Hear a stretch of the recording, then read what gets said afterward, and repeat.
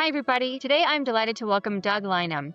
Doug is an Enneagram teacher, money coach, and the author of Taming Your Money Monster, 9 Paths to Money Mastery with the Enneagram. Drawing on years of experience helping people better understand both themselves and their finances, Doug brings a refreshing perspective to one of life's most personal and often emotional topics. At this year's Enneagram Las Vegas community gathering, Doug will be exploring how our Enneagram type shapes the beliefs, emotions, and behaviors that influence our relationship with money, and how greater self-awareness can lead to healthier financial decisions and greater peace of mind. Doug, thank you so much for joining us today. Thank you, Deirdre. I'm excited to be here and excited about this conference. It's going to be so much fun. Can't wait to meet everybody there. Absolutely. So before we dive into your workshop, I'd love to start with your story. You were a Benedictine monk who took a vow of poverty before becoming a financial advisor and money coach. That's quite a journey. How did you go from one to the other, and how did it eventually lead you to connect the Enneagram to our relationship to money? I grew up in a fairly affluent family in the Midwest in Illinois, and when my parents divorced, total warfare broke out, and money became the tool they used to dominate the battlefield. So when I would need anything, I'd ask my dad for something. He'd say, go ask your mom. She's got all my money and alimony and child support. He asked my mom. She said, go ask your dad. He's the CEO. He's got all the cash. And so it kind of became this war of financial chicken in our house for every little thing. And money, from my childhood perspective, my parents are good people and they meant well, but they had their own money trauma and wounds from their childhood. And their Enneagram types, actually, what I've learned in retrospect is they were just acting out their Enneagram types. And it kind of developed what I now call money monsters, or sort of negative mindsets and beliefs in my own head around how money should work. And it often felt like money was conditional, there were strings attached, and all kinds of other shenanigans going on. So I ran away from that. First, went off to the Marine Corps and joined the Marines, went to officer candidate school, graduate top of my class, and then thought, guess what? I discovered that there's two things that don't work well together, and that's unresolved anger and high explosives. So I figured I'd go find a different path, and I was going to leave. If I was going to leave the Marines, what would that be? So I went and kind of went on a spiritual adventure and quest, and I joined a Benedictine monastery, not with any faith or deep. I wasn't raised religious. I was raised in a pretty Catholic household, but I was hoping it would give me the structure, the order, the camaraderie, the esprit de corps that I loved about the Marines, but hopefully with a higher purpose and sense of being. But when I got to the monastery, it turned out that I was in a community where everyone hated dealing with money as much as I did. We all had our unique money monsters, and so if you're living in a community where everyone hates dealing with money, over time that creates problems. And our community fell into bankruptcy, and it fell onto my shoulders to sort of sort the mess out for a number of reasons. It was mostly the blind leading the broke. I really had no idea what I was doing, but the bar was set pretty low, so I couldn't do a worse job than my predecessor. But I jumped in, figured it out, and then it turned out that when monastery guests would come looking for spiritual advice, I noticed a pattern, which is that typically there was a financial issue lurking behind the scenes that was causing their existential anxieties. And if I could solve that problem, their lives would get significantly better. I realized that, God's not going to work a miracle to solve a problem that you have the power to fix. And so they would ask me to pray for them, but I'd say, well, sure, but a budget might actually be a little bit more effective in this particular case. And so I got very interested in finance. I was also in a teaching order, so I was teaching econ and personal finance over time. And then after 20 years, the monastery kind of fell apart for a whole host of reasons, and that's another story. So I became an investment advisor. I now work at Course Management Investment Advisors in Pinehurst, North Carolina. And I've got two books on one. It's called From Monk to Money Manager. That's my first book. And then, of course, the newest book is Taming Your Money Monster, 9 Paths to Money Mastery with the Enneagram. So that's a very short version of a very complicated story. Wow, and a fascinating story. So, like you said, the title of your workshop is Taming Your Money Monster. That is a very memorable title. What is our money monster, and how did you come up with that idea? Your money monsters are the unhelpful ways you self-sabotage yourself in your personal financial life. They're based on the unconscious wounds we have around our Enneagram type and how those unconscious wounds come out and how we use money. The Enneagram explains really well how we relate to the world. Then, of course, it's a natural extension to try to understand how we relate to the world through our financial decisions. What are the wounds we're trying to protect? How we're trying to defend our egos? And what are the healthier ways that we can relate to the world of money at the highest expression of our Enneagram type? And it really came out of my first book, From Monk to Money Manager. I laid out 16 money monsters that I had noticed in my journeys of life. Like, what are the patterns that come out over time? And then they split neatly into 9 and 9. There's like 9 types, what I call money avoidant, where we unconsciously push money away. And then there's 9 that I would think of as anxious, where we're kind of grasping a little too tightly, perhaps. And then I noticed they layered perfectly on top of the Enneagram. I could get to 18 types and I would have the complete Enneagram and 2 money monsters for each type. And it worked out beautifully.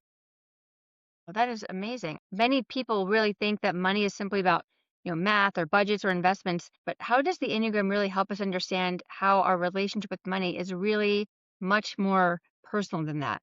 Right, because your Enneagram type explains how your ego is trying to defend itself or protect itself from the greatest unconscious fear of your type. And then money becomes an extension of that. Like, for example, I'm an Enneagram type 3. And so threes, our deepest wound is that we're fundamentally worthless or have no value. So we call us the achiever. We're always out there trying to, look good in the world and build a resume and have a constant to-do list. We can get weird around money when we start using money to manage that image. So there's 2 money monsters for the 3. One is anxious around money, and I call that the blinger.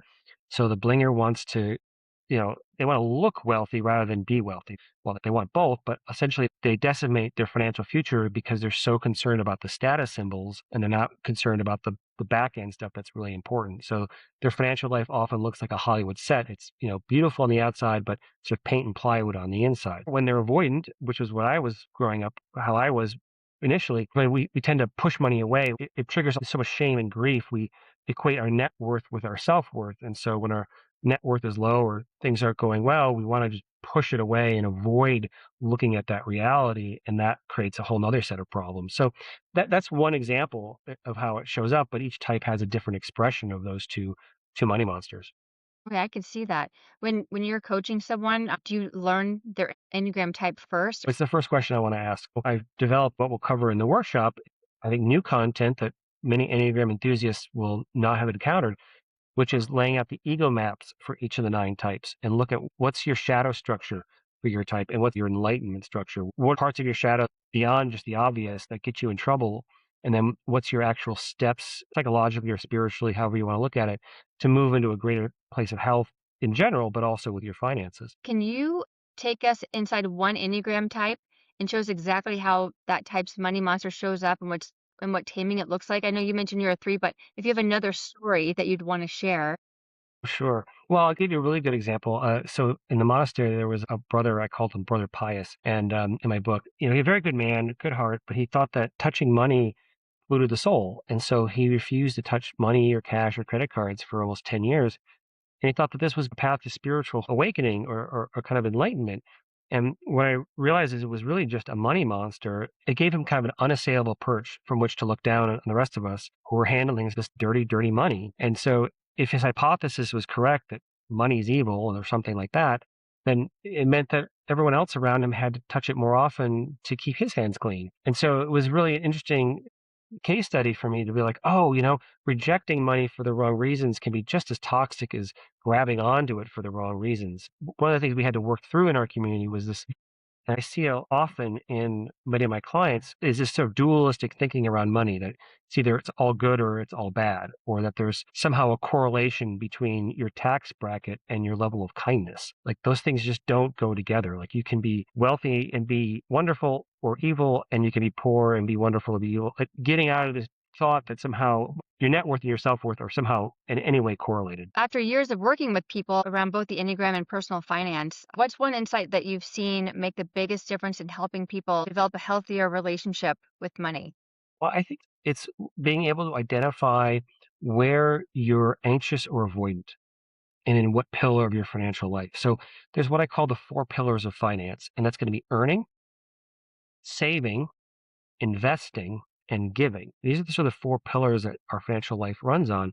And you want all of them to be strong and healthy. And the giving part, of course, is really the best and the most fun part when you've got your financial life in order. But being able to see which of those pillars am I falling down in? Where is my money monster showing up the most? Maybe all of them, maybe one of them, maybe none of them. But being able to have that rubric where you can get the lights come on and be like, oh, I'm really struggling with the saving part. That's the thing. I'm making enough money, but I'm not saving anything. Or I'm really good at the saving and investing, but I'm not giving anything. This is all just an egoic self-aggrandizement project. Helping people see that framework and really turn a lot of light bulbs on. And then that gets paired with your Enneagram type, and then it gets even more diagnostically useful. Yeah, and such an important part of your work. So, if someone is considering attending your session in September, what do you hope that they'll walk away with, understanding not just about money, but about themselves? Well, I hope they really understand how they can use money as a tool in its healthy expression for love and service to a suffering world. Like, how do we get your financial life in order? How do we get you firing on all four of those pillars in a healthy way so that you can take what I call your sacred gift? I think each Enneagram type has a sacred gift to bring the world, but having a healthy relationship to money, that now you have this powerful, powerful tool to make the world a better place in your unique, special way that you were put on this earth to do. So that's really what we're gonna be exploring in the workshop at the conference. And I can't promise I can solve all your money problems in one keynote, but I can give you the framework that can help you have the tools to go forward and work on this stuff in a healthier way and really name where those blocks are and then have the resources to be able to work through them, slowly, but over time, move yourself into a healthier space with all this stuff. I think naming it is just a really big part of it is just, oh, this is where I'm getting stuck. And then why am I getting stuck? And then what are the counter moves that you can take that are going to be the most helpful for you in that situation? Wow. That is incredible, and what a valuable tool that we'll be learning. Doug, thank you so much for taking the time to talk about your story and about the Taming the Money Monster and how you're able to incorporate Enneagram and finances. I really appreciate you taking the time today. You're welcome. It was an honor to be invited to be a part of this conference, and I really think it's going to be fantabulous. I can't wait to be there. Absolutely.